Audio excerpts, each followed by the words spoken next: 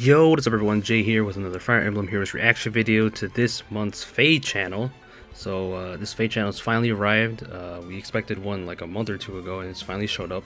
And we have a lot to cover. So FEH channel for June, of course around this year we always get the midpoint banner and also a lot of other goodies. So let's go over them. So they first show a cutscene, and I'm not going to analyze the cutscene or spend too much time on it, but you guys can watch it yourself, obviously. I thought this chick was like Nyla's evil version. Kind of looks like her. This is Embla versus Askr, I'm assuming. Really cool art. The cutscenes for Faye are always really good, so yeah, this is going to be a lot. I'm not a huge fan of a lot of Faye OCs, but I know a lot of people are going crazy for this, so happy for them. And there's some crazy magic attacking Dragon Ball Z type stuff going on.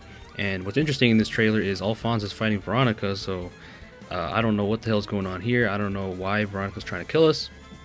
Maybe she's being possessed, who knows what's going on here. But Alfonse eventually, because my boy Alfonse, you know, he's a real one. He's just gonna stab her and basically kill her, what it looks like anyway. So yeah, she just falls to the ground. I don't know what's going on, but we'll see in due time when the story shows up. So that's the cutscene. Again, you guys can watch it really quick, but I didn't want to spend too much time on it.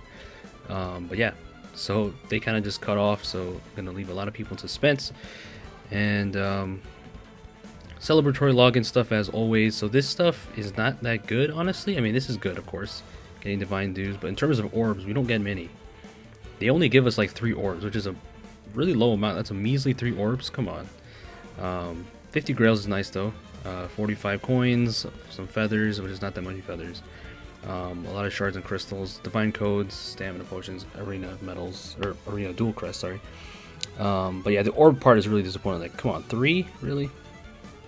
But you know, it's better than nothing, of course. So let's keep going. Of course, they're gonna promote 3 Hopes because that's coming out in a couple weeks. So what they've done is they actually didn't make a banner for it, which I'm kind of surprised because you know, I was kind of expected it to happen. Maybe next time it'll be a 3 Hopes banner. But they're basically putting all the 3 houses characters, or not all of them, but a lot of 3 houses characters with 3 houses seasonal characters and just putting them on a bunch of banners.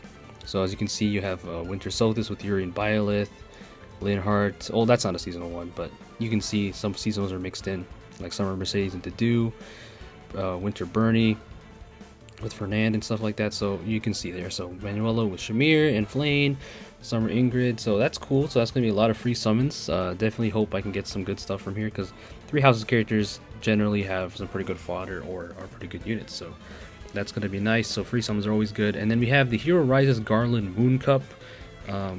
So we have another Hero Rises event. So I don't think we've had. Have we ever had a Hero Rises event 2 times in 1 year? I don't think so. So you know, Hero Rises can be kind of a shit show because a lot of people get very passionate about the voting. So we're having another one, and this time it's restricted to only 3 houses characters, obviously, because Garland Moon is, you know, a Fodlan calendar period of time. So yeah, you get to vote. I'm not sure honestly who to vote for because, you know, not really many of my favorites are 3 houses characters, but the funny part about this is Yuri's probably going to landslide and just win because Yuri's like one of the most used units in the game. He's one of the best units in the game, so he's probably going to win. That's my guess. So that's going to be interesting. So you can vote right now, actually. I don't know how many days it goes for. 7 days. So yeah, 7 days it goes for as usual. And you get a wallpaper as well. So that's the Hero Rises events for 3 houses and a bunch of 3 houses banners. And then next we get the actual banner, the midpoint banner, which is actually not 3 Hopes like I mentioned. It is for Alib, Fire Emblem 7. So I already saw, when I saw these silhouettes, I already knew who all these guys were. If you've played the Blazing Blade, which you probably have. So finally, some characters that have been long awaited for a long time, and one of them is Sane. So my boy Sane is in the game.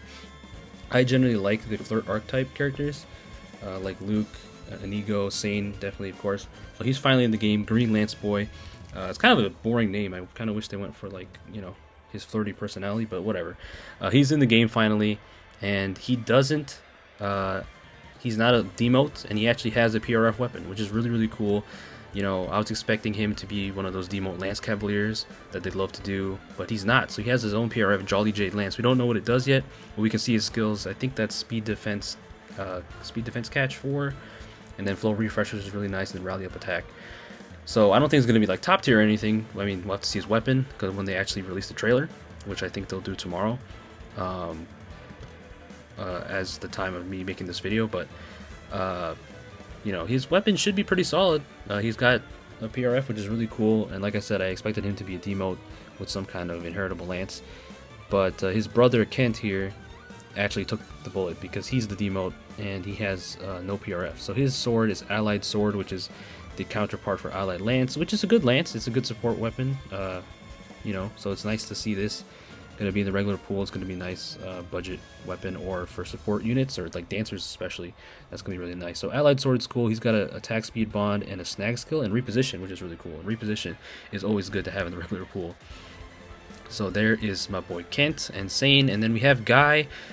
Even though his name is pronounced Guy, apparently, at least according to FEH, I'm not going to say it like that. This is Camus all over again. I do not say Camus, I say Camus. I've always said it like that way. And I'm always going to call him Guy. I'm not going to call him Guy. That's just weird to me. I mean, I kind of get it, but I've always called him Guy growing up. That's just what I call him. He's the guy. And he's finally in the game. So Sakayan Sword Boy, he has Vulture Blade, which is going to be interesting. I'm assuming that's going to be a Plegian Blade, which is going to be really cool because, well, we don't know yet, obviously, but it's a good guess it'll be a Plegian sword because, you know, Vulture tomes exist, and those are Plegian weapons, and he also has a Threaten skill. I think that's Speed, Defense, Menace, so, and he comes with Glimmer and Life and Death, so Guy's going to be solid, and his stats are really solid across the board. So if you minus the Life and Death 3, he'll have 51 base attack, well, minus the weapon, so 51 minus 14, because this weapon be 14 might, is what, 37 base attack, and then 43 base speed, which is really good. So, Guy's going to be a solid demote. He's the insta-demote. He's going to be released like Kaze in a couple units before and through quest. So that's really cool to see Guy. And then we have Limstella, one of the morphs, another morph finally joining Sonya. And she looks really good. Her art's really amazing. And, you know, Nurgle has not been added into the game yet, so I guess they're paving the way for him, his servants. So Limstella here, she's got her own PRF, which is really nice. Fimbulvetter, I think it's called Morph Fimbulvetter. Yeah, you can see it right there, very, very briefly. She also has like a form skill and sabotage attack, I think. Yeah, and her stat line is what you'd expect from a GHB mage, very slow, high attack, high res. But she also has decent defense, so, you know, she could be a mixed tank or a mixed unit, you know, so that's not bad. And she's green, so that's cool. And that's Limstella. And then the star of the banner, which I did not expect at all, we have Ascended Florina, which is, I'm going to be honest, is probably the most surprise Ascended hero. I didn't want to say irrelevant, but because I like Florina a lot. I like pretty much every Pegasus sister trio, but out of all the Ascended heroes, she's like the least relevant one, because, I mean, let's be real here. Florina, as cute as she is, as fun as she can be, she's not like an important plot character in any sense of the word, really, because Joshua, he had plot relevance in Sacred Stones, Idun, what are the other Ascended heroes? Leguarn's an OC, you know, Fjorm, so all the previous Ascended heroes have some type of importance in their story, and Florina doesn't really have as much. She doesn't have it like that, but they made her an Ascended hero, and she's wielding a bow. She mentions, you know, she's learning from Lyn, of course, because she's close friends with Lyn, of course. That's really adorable. So, yeah, a Zero Sky Knight here, and she's a flying bow unit, and she seems really good, and she, of course, let me go back a little bit. Of course, she has a push skill because 90% of females have the push skill. She has a trace skill, and then joint drive speed, which is nothing crazy. Like, there's nothing super duper crazy here in terms of new skills, but we'll have to see what her weapon does. But she's got good offenses, pretty much the stat line you'd expect on Florina, except now Florina is going to actually have good attack, and she can actually hit hard because her base version doesn't have much attack at all. So yeah, that's really cool. Excuse me. So new height bow, gotta see what that does, but it should be really strong. And she's Ascended hero. I'm guessing it's gonna have -1 cooldown because every single Ascended weapon so far has -1 cooldown. Fun fact. So we'll see what Florina's weapon is all about. But that's her, and she has a really cute design. I like it. Not gonna be pulling on this banner, but I'm happy for a lot of Fire Emblem 7 fans. So yeah, that is Ascended Florina, her first alt technically that isn't, you know, Ninja Lyn sidekick. So the other star of the banner, I guess, is Letizia. So this crazy lady is finally added into the game, and we've seen her in the story maps. Obviously, she's a pretty solid green mage cav. I don't think she's going to be anything crazy like meta defining, but you know, for people who like her, you can definitely summon for her. And she's not a mythic hero or anything, I don't think, because she doesn't have any icon. She's not a legendary, so she's going to be like a regular pull unit, which is interesting, kind of like Niffle and the Muspel. So there she is nuking this poor dagger unit, and there she is. I don't like I said, I don't think she's anything crazy, but she's definitely gonna be solid. She's really slow, 16 speed, but she comes with attack, res catch, trace skill, and arouse skill, so that's pretty solid. Nothing really much to say about her. And that's the banner. So Fire Emblem 7 plus Letizia. That is the banner. And Ascended Florina, obviously. One of the most unexpected Ascended heroes. But now this kind of opens up the door for like other characters that aren't like super plot relevant for getting Ascended heroes, like freaking, I don't know, Ascended Kellum. You know, it could happen. I guess so. And there's my boy Guy. I'm not going to call him Guy. I refuse to do that. So Guy is going to be, of course, on the quest and going to be a nice merge project. And then Limstella. So she's the GHB, of course, so she's going to be a cool, interesting merge project depending on how good her weapon is. So I like the banner overall, so I'm happy for Fire Emblem 7 fans. I don't remember the last time Fire Emblem 7 got a banner, but I think it's been a while. And then last part, we get some update information, mainly on Aether Raids. So Aether Raids is getting a big change, or addition, should I say, to the mode. So basically, well, not to the mode. This is like a separate mode, actually. Kind of like Summer Duels S and R. To regular Summer Duels. So this Aether Raids is called Aether Raids CHAOS. It's special season, and this will happen every once in a while. They said at certain times. They didn't say when specifically, but I'm gonna guess it's gonna be like once or twice a month at most. Kind of like Summer Duels. So as you can see, Loki is doing some shit here. I don't know what she's planning, but she's gonna be, I guess she's behind the chaos, of course. And as you can see, the menu looks different and everything, and we have this thing called release version 1. So mythic heroes don't like actually affect anything much. They're not as powerful here. So I guess if you bless someone with an Aster blessing, for example, you know, it doesn't matter, because you can see there's no Aster blessing or anything like that, or light blessing. So I guess you don't get the stats. And then the release version is just saying that you can use a unit from that version or that year within this mode as a bonus hero, which is really cool because that's a lot of heroes you can choose from. So they show it off. So book 1 heroes can be used here. They just throw some examples like the Askr trio, Xander, Reinhardt, Bunny Lucina, Soren. So, you know, units from version 1 to 1.8 can be used in the first season. In the second season, you can use units like these: Summer Gunther, Lion, Christmas Crom, Summer Lind, of course, my beloved, and Brave Hector, of course, who's still one of the best units in the game.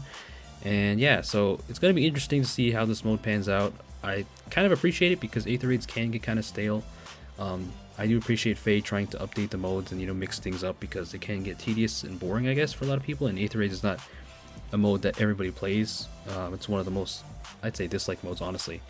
But I like how they're changing it up. So we'll have to see how it pans out, obviously, once it releases. And I think it's releasing on the 21st, somewhere around then. So Aether Raids Chaos mode, that's going to be interesting. Separate from regular Aether Raids and only every once in a while. So hopefully that's fun.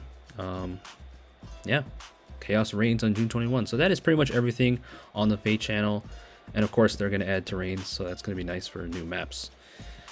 So yeah, that is pretty much the review. Quick review on the FEH channel and a little bit of my thoughts. The story is definitely going to be interesting. Why the hell did Alfonse kill Veronica there? We'll have to see. They're keeping us in suspense for sure. The cutscenes look amazing as always. The celebratory quests kind of suck, but hey, it's free stuff.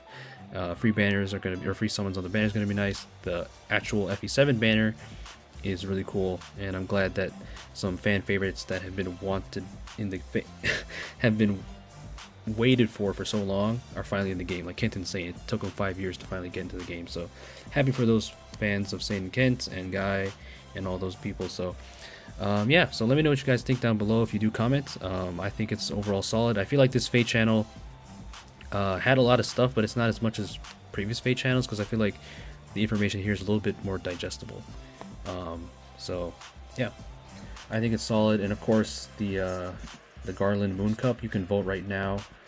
If we escape here, we can go right here and you can actually vote. Of course, I forgot to mention that it's only Academy students, and like I mentioned, I think Yuri is just going to steamroll this because he's one of the best units in the game and he's so popular. Happy could get close, like maybe Flame will get up there, but I don't think anyone's going to beat Yuri in the votes. Maybe I'll be wrong, but nobody here is really, not many people are on the level of Yuri, so Yeah, you can vote. So that is pretty much it, guys. Thank you guys so much for watching. Leave a like if you enjoyed the video and listening to the ramble. Please stay safe out there, and peace out.